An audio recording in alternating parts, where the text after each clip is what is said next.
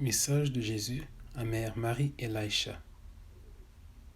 Lettre à un père en deuil, le 10 juin 2021. Bonjour frères et sœurs et familles Heart Dwellers. Que ceux qui sont en deuil reçoivent du Seigneur réconfort, paix et consolation en cette période difficile. J'ai appris d'un de nos frères la semaine dernière que notre mécanicien avait soudainement perdu sa femme. Il est très jeune, la trentaine avancée, et ils ont 4 enfants. Un garçon de 14 ans, 9, 8 et 7 ans, que j'avais rencontré. J'aimais les enfants quand je les ai rencontrés, leur mère était très gentille. Les enfants m'avaient demandé d'être leur babysitter le premier jour de notre rencontre et j'ai ressenti une connexion étroite, surtout avec le plus jeune qui était courageux et bavard.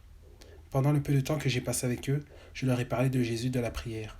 J'ai toujours gardé les enfants dans mon cœur et je priais pour sa famille de temps en temps. Alors, quand j'ai découvert cela, ça m'a frappé fort alors que je pleurais pour lui et les enfants. Après quelques jours, je ne pouvais toujours pas me débarrasser de la tristesse dans mon cœur. Alors que j'étais devant le Seigneur, je n'arrêtais pas de penser: pourquoi est-ce que je me soucie si profondément, Seigneur, de cette famille?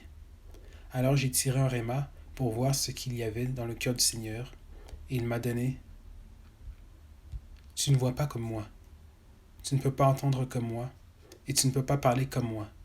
Puis-je? Quand je reçois ce réma, c'est toujours la confirmation que Jésus veut parler à quelqu'un à travers moi. J'ai donc sorti mon ordinateur portable et j'ai attendu pour qu'il parle. Jésus a commencé: au mari qui vient de perdre sa femme. Mon fils bien-aimé, je sais que cela t'a pris par surprise, mais je ne suis pas du tout surpris. Je veux que tu saches que je contrôle et que tu peux me faire confiance. Bien que je ne sois pas la source de la mort, mon fils bien-aimé, j'ai permis que cela se produise parce qu'il était temps pour elle de partir, et je veux que tu te reposes dans le fait qu'elle est avec moi. Dans les derniers instants de sa vie, j'ai envoyé mes anges à son chevet, alors qu'elle criait en se demandant ce qui allait arriver à toi et aux enfants. Elle était émue de contrition de ses péchés, des différentes manières dont elle a vécu sa vie pour elle-même et pas assez pour moi. Je suis un Dieu miséricordieux, et ceux qui sont à moi, je les protège d'un amour farouche, et, dans ma miséricorde, ils reçoivent des grâces à l'heure de la mort. Remerciez les membres de cette communauté, mon fils bien-aimé. C'est par leur intercession, leur prière pour votre famille que vous avez été soutenu.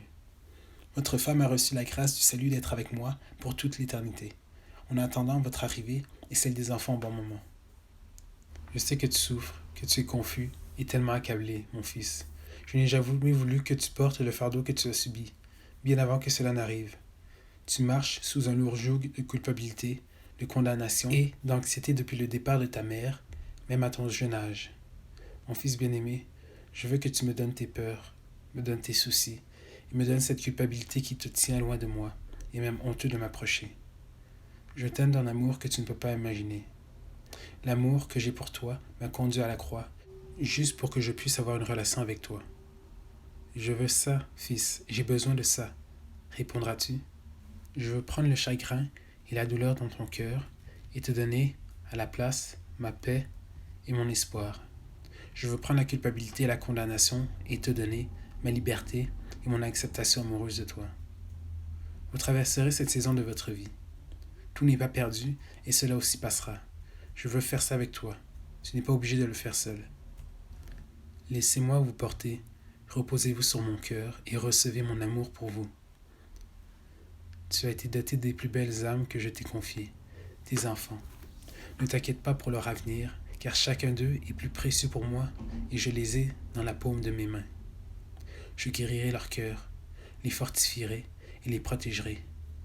Je les laisse sous la garde de ma mère, car ils ne seront jamais sans mère. Réconfortez-les avec ces mots, que leur mère est avec Dieu dans le ciel. Elle est rentrée chez elle bientôt, très bientôt, ils la reverront tous. Qu'ils puissent parler avec elle à tout moment quand ils me prient. Elle sera également là, à écouter attentivement et à prier pour eux. Je veux que tes enfants me connaissent. Je veux que tu me connaisses et je veux que ta famille soit guérie et restaurée. Avec la mort viennent les grâces libérées sur les êtres chers qui restent et c'est le moment de ta visite, mon fils bien-aimé. Même maintenant, tu peux sentir le poids de ces mots transpercer ton cœur tendre. Je travaille toutes ces choses pour ton bien et j'utiliserai cette perte dévastatrice pour ton bien. Donne-moi tes larmes. Donne-moi toutes tes préoccupations. et donne-moi ta lassitude. Tu n'as pas besoin d'être fort. Permets-moi d'être fort à travers toi, pour tes enfants. Mais toi, viens à moi et apporte-moi ta faiblesse et ta douleur. Mon fils, permets-moi de te réconforter, de te guérir et de te fortifier.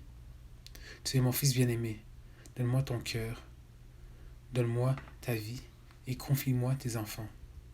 Il y a tellement plus que j'ai à faire pour toi, mon fils, tellement plus que ce que tu as fait.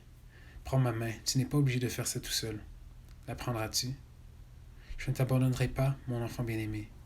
Moi aussi, je connais la douleur de perdre un être cher. Mais je suis la résurrection et la vie, et quiconque croit en moi, même s'il meurt, vivra. Le paradis est un endroit bien réel que j'ai préparé pour toi et tes enfants, et où vous serez un jour avec moi et ta femme. Fais-moi confiance, crois en moi et reçois mon amour, fils. Tu n'es pas seul. C'était la fin du message de Jésus. De plus, j'ai reçu ce verset pour confirmer ce message. Je t'ai aimé dans l'amour éternel, je t'ai attiré avec une gentillesse sans faille. Jérémie 31, verset 3.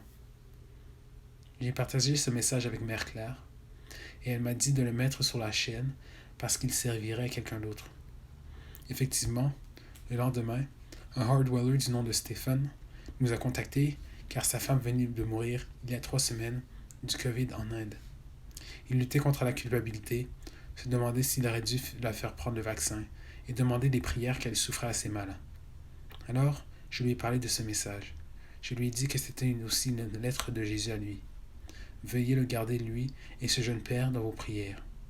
Que Dieu vous bénisse, famille, jusqu'au prochain message.